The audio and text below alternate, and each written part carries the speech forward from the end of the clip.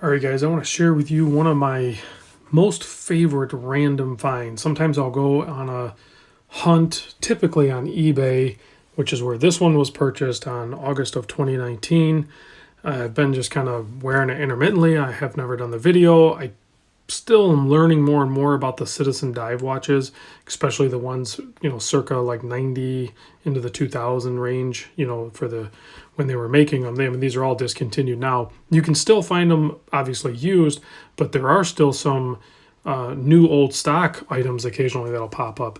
But I believe this one's model number is the jp1010, and then it'll be dash something. I'm not sure because there's this one, the full loom dial. There's a blue one, and then there's a black one.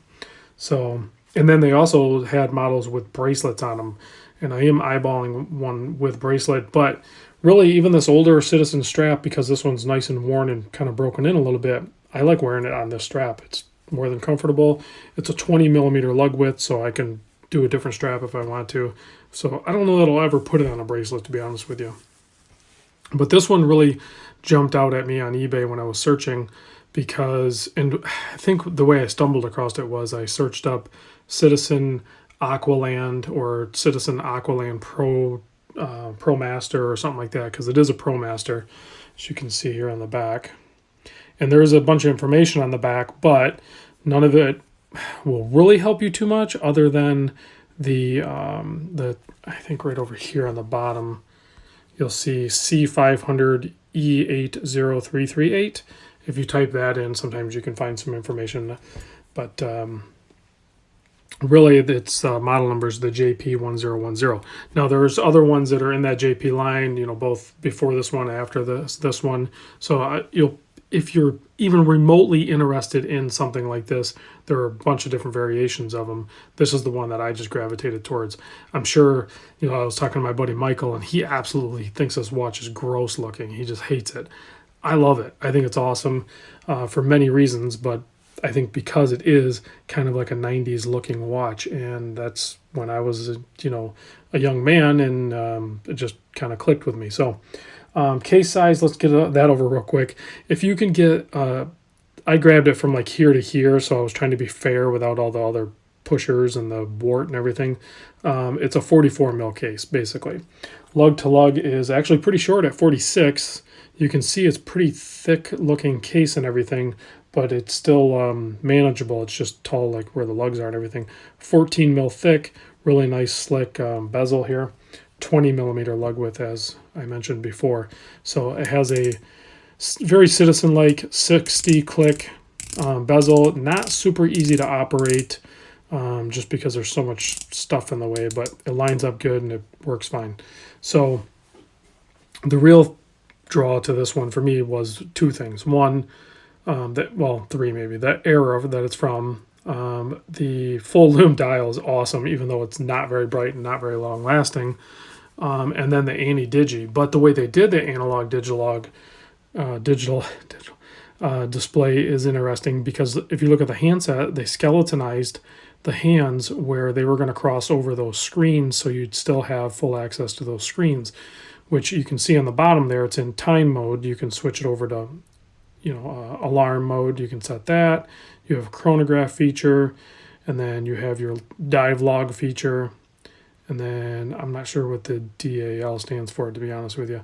So you can cycle through that stuff. The other thing you can do on this bottom display, you could set it up so you have two different time zones. I set it up so it's the same time on digital and analog. But on the bottom here, it is the 14th on a Thursday, but you can switch that so it's over in the seconds. But that's not as useful to me, so I do that because I like to have my date in the day. Now this guy over here is an automatic sensor. So what this watch will do, this was actually a pro diver type watch. As soon as it gets wet, it kind of kicks it into automatic dive log mode, and it'll automatically keep your depth rating, both your maximum depth and your current depth, and it'll do your dive time, so the length of your dive, and then it'll log up to 4 dives. So when it does it automatically, you don't have to enter anything. As soon as the sensor gets wet, it just goes into it. Now this one's used, and really if I were going to use it in that fashion, I would probably send it in to get it fully tested and verified. So I'm pretty sure you'd have to send it into Citizen, and I'm not sure how much that costs. The battery life on this is 2 years. It does have an end of life indicator, so it'll double click or triple click or whatever it's going to do. It has some other things too that are, you know, official dive stuff. It has a different alarms, like for depths, you know, if you're going too deep. It'll have an alarm if you have a rapid ascent. I'm not sure how you would hear any of that if you're diving. I don't know much about it, but I believe this is an access port right here that you can data log download or something somehow. I don't have any of that equipment or the software. I'm not sure if any of that would even work currently with operating systems that are out now, but it's still just super cool. And you know, I like my Citizen Hyper Aqualand, the Aqualands, all those. There's a ton of really cool ones. I like them when they're, you know, about like this type of generation. This one, you know, full digital. I fell in love with this one while I was on vacation and ended up purchasing one. I still eyeball these occasionally, and I've done a video in the past on this one. But so if you're interested in checking one of these out, just search up, like I said, Citizen Aqualand, Hyper Aqualand, Promaster, all of that stuff. They come with, many of them will come with extra stuff in them.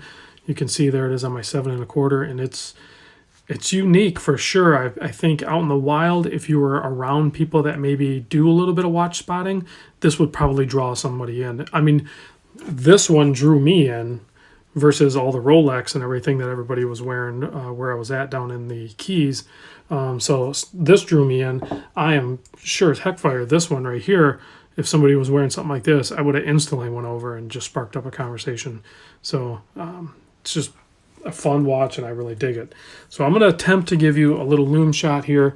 Like I said, it might start off a little potent, but it kind of drops off. I'll even charge it a little bit. You can see there it's pretty fun. So I do like full loom dials. I think they're awesome. And this one with the contrast of the red style hands is in the digital. But you can see it starts off, and it'll fade pretty quick. I'm not going to stick around too long to watch it fade, but it does fade out. It certainly doesn't last all night. It might only be like an hour or so. It kind of drops off pretty quick. So, but still really cool nonetheless.